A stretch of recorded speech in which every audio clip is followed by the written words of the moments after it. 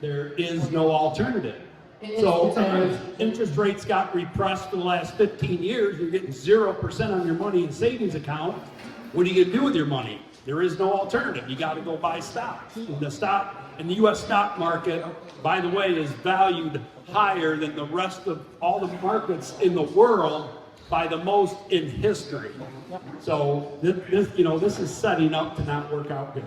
Yeah, which again is not necessarily predicting a market crash. It's predicting a market balloon up indefinitely, right? People often fear a market crash, but that's a really recent phenomenon. In the past, before the Great Depression, the market crashes happen all the time, but now they get significantly worse as we create significantly more currencies. So we're going to run through a lot of charts real quick, or at least I am. I'm just going to zoom through these. The important technicals aren't important. It's just to hammer home the idea. This idea you see right here. Now, when you correct the money, when you correct this way of measuring value, you're inherently going to correct the incentives, right? You're going to incentivize people to pump the stock markets and the debt markets and the real estate markets, which then corrupt society, and then it's a feedback loop and vice versa. So this is a chart, income inequality. You can see a clear consistency with that 1971 level that we're talking about. Here's another chart kind of showing the same thing, little different color schemes. So you can see clearly that since the early 1970s, when we detached that meter stick from the speed of light, that kind of income inequality, right? This is a huge concern people have of income inequality. And then this to flip it, that yellow line is gold, and this is an important idea we'll get back to when it comes to Bitcoin. But the gold in this chart is the constant. And if you price these political currencies in terms of gold, what you see is that they fall like a rock to the bottom, right? So, you have different countries. These are mostly European countries, I believe. The US dollar is also there in blue. But this idea is really going to come in handy when it comes to terms of Bitcoin, right? See, most people would say, oh, gold is going up in price, but I think the more accurate answer is that, oh no, the currency which you're measuring gold from within is actually going down. Gold's actually been very consistent over the last 500,000 years. You take a 1 ounce gold coin, and you can buy a cow or a nice suit. Yep. And you could do that today. You do that 50 years ago, 100 years ago, 500 years ago, 1,000 years ago. So gold has held its purchasing power primarily because it's layer one money, has no counterparty risk, doesn't rely on politicians and central bankers to have value. You can go anywhere in the world, and you got a 1 ounce gold coin, you will get food, clothing, and shelter for that 1 ounce gold coin, regardless of the politicians and central bankers of wherever you go. Now, forget gold coins, because you can't eat gold coins, but you can eat tomato soup. So this chart is tomato soup, right? And if we want to take a more personal approach, instead of pricing things in terms of gold, if we price it in terms of tomato soup, this is what things look like in the last 140 years here, from 1895 to today. You can see that canned tomato soup, like Mark was just saying with gold, is very consistent in price until roughly the same time period. In fact, I believe it's roughly about 13,000 cans of tomato soup poorer the average American is today, which is roughly a can of tomato soup an hour, right? So by the time we've been enjoying this lovely evening, political currencies manipulation has stolen roughly about 4 tomato cans soup worth per person, right? So this is just a massive inefficiency. You compound that out 50 years, this is how you get to the problems we have today. So it's not just gold or tomato soup, but you have fruit in red there. The red line is fruit. Energy. Energy, electricity is green. Food, is blue. It's a total there. Same thing with wages. People feel poor today. Even though $100,000 income today is not nearly as impressive as $100,000 income in the 1970s. People feel poor today. It's because even though wages are going up, they don't keep up with the cost of living. Right? Again, this gets back to the idea of when you manipulate the way in which you value the world, things can be skewed in one direction or the other. So again, wages, trade policies, it's the same thing, the same detachment we see. I don't think it's coincidence, I don't think Mike does either, that birth rate, children per women, as well as the emergence of dual income households, both arose in the 1970s.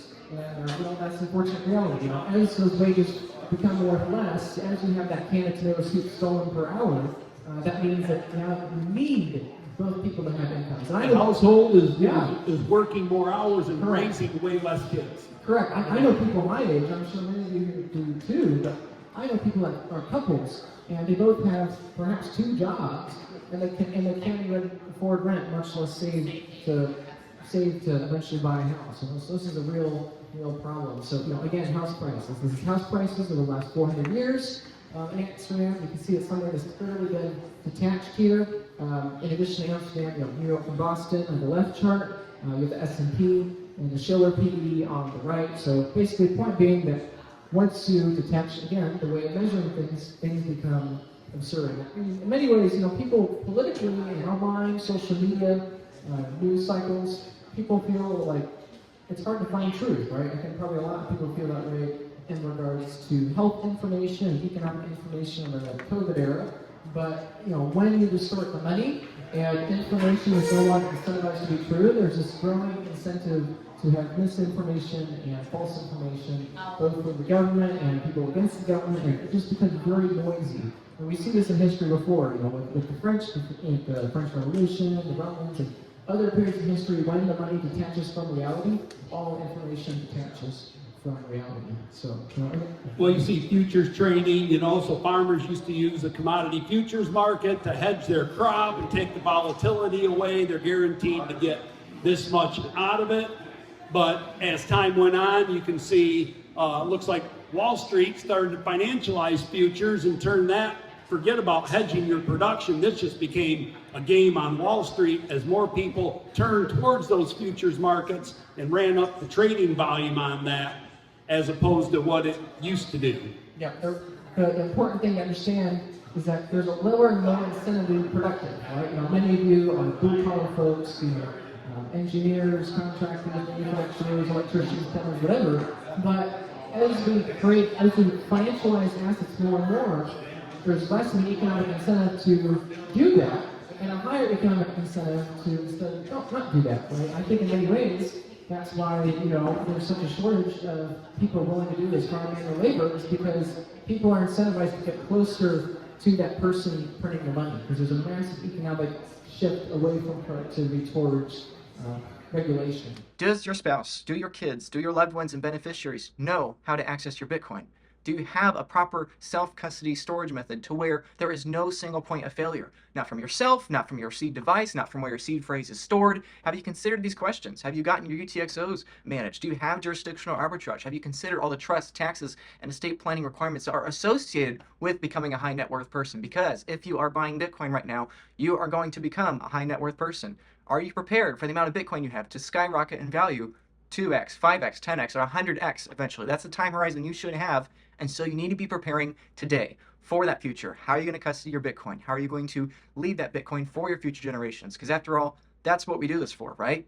You're buying Bitcoin for your kids. You're buying it for your grandkids. And so I highly recommend you start thinking in those long-term time periods now, because companies are coming, charities are coming, high net worth individuals are coming, and all of them are going to realize that having an allocation to a multi-sig collateral custody vault is going to be something that is of serious consideration for them. So once you understand Bitcoin is a beautiful innovation for not having a single point of failure at the base layer currency, now you have to start seriously considering, how do I have my custody stored where there is no single point of failure?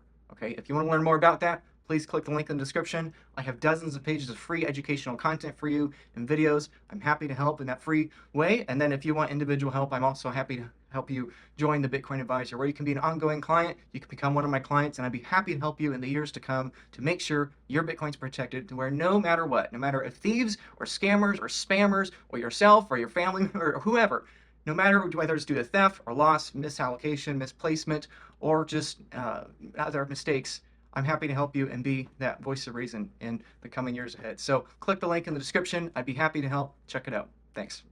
Well, and as young people, to parallel with the futures trading market, now you get people, your generation and in between us for sure, are now spending more time on gambling markets rather than investing in 401ks, because they're losing their faith in investing in 401ks, and they're trying to get rich quick.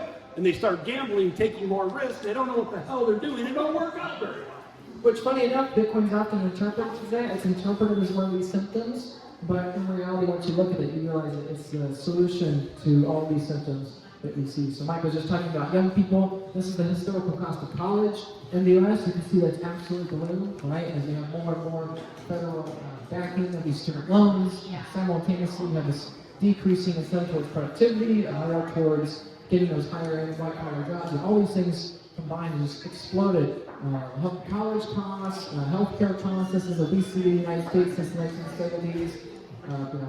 The country's gone dramatically towards chicken, away from other forms of meat. We can see this in the federal level, in the federal balance sheets, the same thing here. So, this is federal debt deficit, the federal surplus or deficit.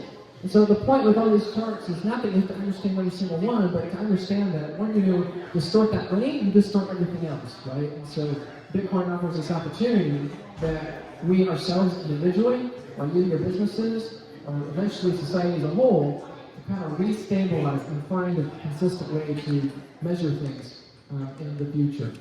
We won't talk about that just a different page. So the point being that when money's a lie, there's an incentive to lie, and therefore we have a society built on lies, right? How many people have heard of Planned Parenthood, right? That popular meme, yeah. So that's the kind of idea there, that things feel like they're just detaching completely from reality, from the top, at the presidential level, every election cycle, down to just everyday folk. People feel like, there's some people, everyone kind of feels like that everyone's in a bubble of information. We're all just trying to figure out what's happening. That's because we don't have a consistent way of communicating value. Polarization, that's what we see with the red versus blue in the United States. We see things getting more and more divided as currency makes less sense. Unfortunately, we saw this in Germany in the 1920s, 1930s, a very similar kind of instance where, after World War I, Treaty of Versailles, you had Germany, or Weimar Republic, essentially collapse. Both because of a depression, lack of productivity, plus hyperinflation and extreme inflation, meaning that they destroyed their money. And unfortunately, that led to the rise of increasingly populist leaders, and so obviously we know how that turned out. Everybody in Germany lost all their savings over that period, and they were not hippie campers. Yep. And they were set up for heading straight on into World War II. That was the result. And that's the reason that Mike and I are here and care about this, right? Now, obviously, he wants to make money. Obviously, I want to make money. Obviously, everyone here wants the Bitcoin number to go up. But the real mission is increasing productivity, right? Increasing human flourishing and abundance and everything. And so another example being the Great Depression, a very similar thing happened in the Depression where we slaughtered a bunch of cattle, even though, because we just wanted to force prices up, right? With a square foot house metaphor, For your central planners. Let's just destroy some houses, and that way we can have housing be more expensive and keep prices up. It's completely nonsensical, but when you're trying to preserve credit markets, we saw a similar thing in 2008, is subsidization. So now coming back to Bitcoin, all those things aside, what does this mean for Bitcoin and pricing things in terms of Bitcoin? This chart here might look familiar. It's the Bitcoin price, right? Except it's not in dollars, it's in bonds, and that's really important. Bonds are really the base layer of money. The US dollar They is collateralize the financial system. right, exactly. Now, what you'll notice is that Bitcoin the last few weeks here has made a new all-time high, right? People often tell me, oh, Luke, you're still in Bitcoin because Bitcoin is below all-time high, wow, it's going to zero, whatever. Well, I told them, no, actually, in terms of the best money in the world, quote unquote, or the most stable money in the world, quote unquote, it's at an all-time high against treasury bonds, right? So, if you have bonds in your portfolio, or all these companies and banks that have bonds in their portfolios, they're actually at all-time lows right now against Bitcoin, meaning that bonds in relation to Bitcoin, the demand has literally never been lower than it's been in the last few weeks here, which is something really curious to keep in mind. And again, this gets to that earlier idea that it's not that Bitcoin's going up in terms of the bonds, it's that the bonds are going down in terms of Bitcoin. Of stable, sound, hard money. Right, because again, Bitcoin is that fixed number of units, is that finite number of units. So again, this is comparing the dollar in terms of pesos versus peso in terms of dollars, right? We would not, the Venezuelan stock market, as an example, is the best performing stock market of the last 20 years. Zimbabwe was right there. Yeah, Zimbabwe is also up there, but is that, you wouldn't say that it's because the stock market performs so, you'd say it's because the currency collapsed, right? And that's the funny thing with Bitcoin, right? It's, Bitcoin, wow, Bitcoin's doing really well. 2023, Bitcoin's up 130%. And I always say, well, no, it's not that Bitcoin's up 130%, it's that the dollar fell 56%. And that typically gets people thinking, oh yeah, that seems like a much more accurate inflation rate than 9% or 8% or whatever it is. So anyway, just a perspective shift there. So this chart, Mike's referring to when I first started tweeting. Now it's Xing, I guess. I don't know. Posting. But when I first started in January, I said on my very first podcast, I said that the American bond market would fall 80% against Bitcoin within 5 years. That's the blue arrow right there. So the red dot is where that prediction ended up pulling true. And so again, this gets back to that earlier picture of the gold. Remember that? Where gold was that flat yellow line and all of the other currencies were falling down? Yeah, right. This is that same idea that the way to view the world is not from those bonds and US dollars, looking at Bitcoin skyrocket. I think the better way to view the world is looking at the bonds from the perspective of Bitcoin. What you see is clearly that one of them is trending to zero against the other. So to emphasize this point, if you have different stock indexes, you see the same thing. If you price gold, again, quote unquote stable gold in terms of Bitcoin, you see the same thing. This is Tesla stock, one of the best performing stocks, one of the largest stocks in the world now as well. Rent and housing, right? People hear prices go down and think it's a bad thing, but it's good when rent costs go down, right? You want food to be cheaper, you want energy to be cheaper, right? 4.6 million people a year die from lack of affordable heating in the winter, and so what if we could actually have a way to force energy prices to go down? That's kind of beauty. Again, political currency, that's US dollars in terms of Bitcoin. Here's a different chart of US dollar in terms of Bitcoin. Again, people's common fear of Bitcoin is all the volatility. But as for me personally, I'd rather have a volatile lifeboat that rides the waves versus a very slow sinking ship. Yeah, stable right now. So this is the dollar in terms of Bitcoin, right? Like to me, Bitcoin is my stable currency. The dollar is the volatile one. It just keeps making these lows again and again and again. In fact, for roughly 1 billion people on the planet right now, Bitcoin's at an all-time high for them.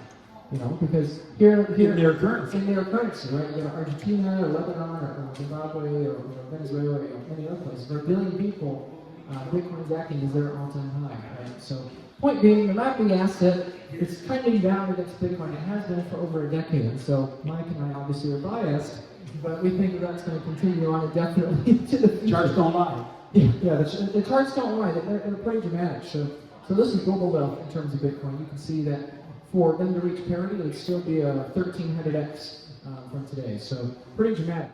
Hey, I hope you're enjoying this presentation by myself and my friend Mike. It was a blast to do. It was a great time. There was over 100 people there. That event was at his lake, Lake Satoshi in Michigan, in central Michigan. So if you're available next August, Mike is hosting a Bitcoin event. You can come out. It's a great time. Lots of Bitcoiners. There'll be well over 100 people there. Great food, activities, lake activities, woods, outside. Wonderful time. Mike will be there. I'll be there. Lots of other quality Bitcoiners will be there. In fact, there's a lot of special guests coming from El Salvador to Michigan. So if you're in Michigan, if you're in Ohio, Illinois, Indiana, Wisconsin, anywhere in the Midwest United States this August at Lake Satoshi, it's going to be a really good time. You'll have a blast. And if you don't have the time, means, or money to get to El Salvador and see adoption in real life, this is probably your best bet to meet real Bitcoiners in real life that are front lines in El Salvador and Bitcoin adoption. So again, it's at Lake Satoshi this upcoming August. Mike's a friend of mine. He's not paying me to promote this. It's just a really fun time to be at this event. I went last year in this event.